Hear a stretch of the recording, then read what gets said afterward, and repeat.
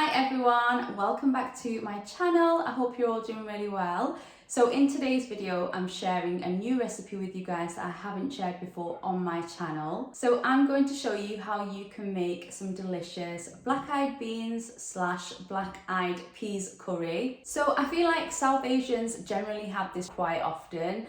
I have now started to make it at least once a week because my kids absolutely love it, and I'm super glad about that because it is healthy and I feel like it's just a change from your chicken, red meat, fish and your usual veg. So yeah, it just changes it up a little bit, and honestly this recipe is so simple to do. You will see in this video it only requires a few steps.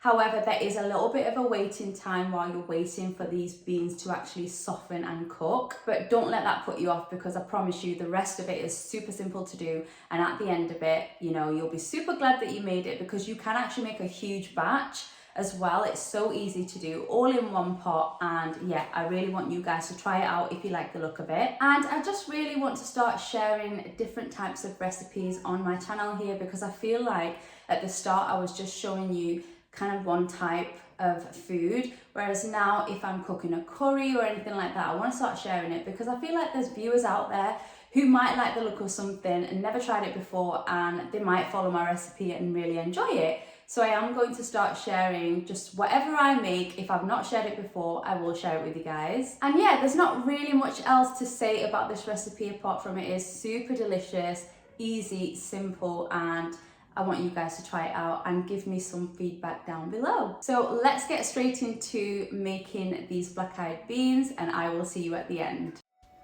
So to start with, I've got a bowl with some black-eyed beans in there, and the first thing I'm going to do is pop these into a saucepan or a pan. You want your pan to be big enough to let these cook.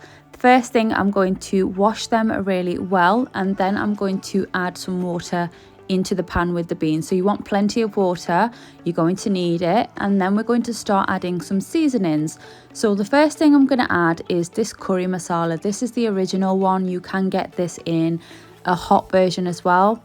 I don't get that one because, like I say, my kids are going to eat this, so I am eyeballing that. Then I'm going in with some dried coriander, a little bit of turmeric as well, and then you're just going to stir everything together. And now we are going to pop this onto the hob. We're going to put it on full and let this start boiling away.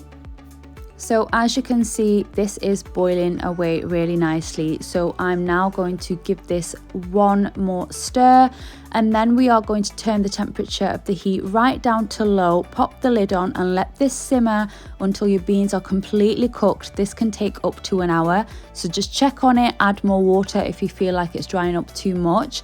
And I came back around an hour later and this is what my beans were looking like. I do want to say though, I did come back around 30 to 40 minutes in, and I did add around a cup of water because there just wasn't enough. And as you can see, the beans have softened really nicely. Just make sure they're not hard anymore.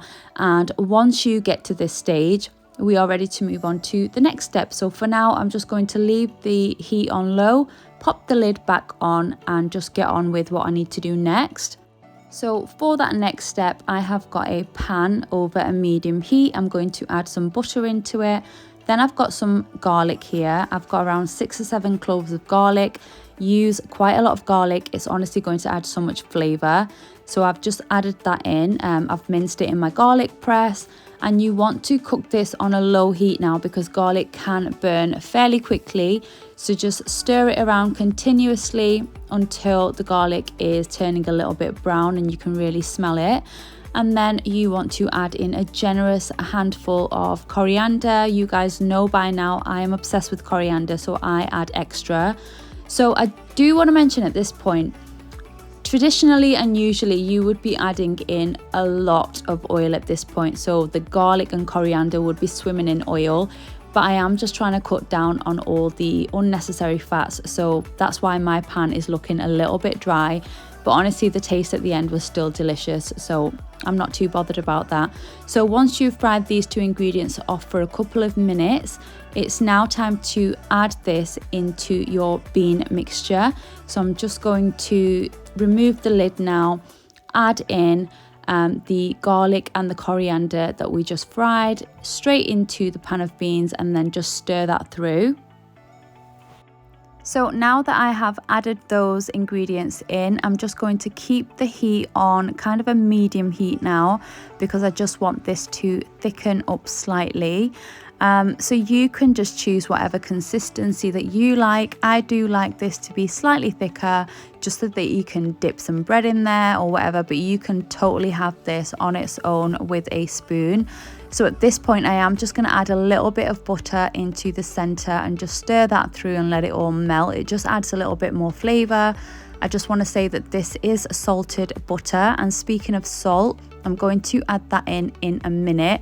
I like to leave it till the end because then you can taste it and see how much you want to add. I mean, it's completely down to taste, so I'm going to add that in now, as you can see. And that is the last thing I'm going to be adding to this. So once you've got the consistency that you want, you can then turn it off the heat and you can serve up. So I'm just going to serve mine up in a bowl, and honestly, I love to eat this just as it is. Sometimes with some salad on the side. It is honestly so flavorful, not bland whatsoever. And you can have this with a chapati, a naan, some pita, some bread, even rice. It goes with everything, and honestly guys, it's just so delicious, and it makes a change from eating the usual that we have every single day. And yeah, it's just one of our favorites now. Like I said, I make it at least once a week now. My kids eat it, which makes me so happy. So if you do like the look of this, then please try it out, because I promise you, I think you'll love it. It just has such a nice taste. So let me know if you try it. And that is how you can make this at home. Honestly, wasn't that recipe super simple? I did mention it does have a bit of waiting time while you're waiting for everything to cook. But apart from that, the steps are super simple and easy to do. And yeah, if you haven't tried something like this before, maybe give it a go, make a small batch, see how you like it. And if you do, you can start adding this into your weekly recipes. So I hope you really enjoyed this video. Please give it a thumbs up if you did. Let me know if you've got any suggestions down below, and I will see you all really soon in my next one.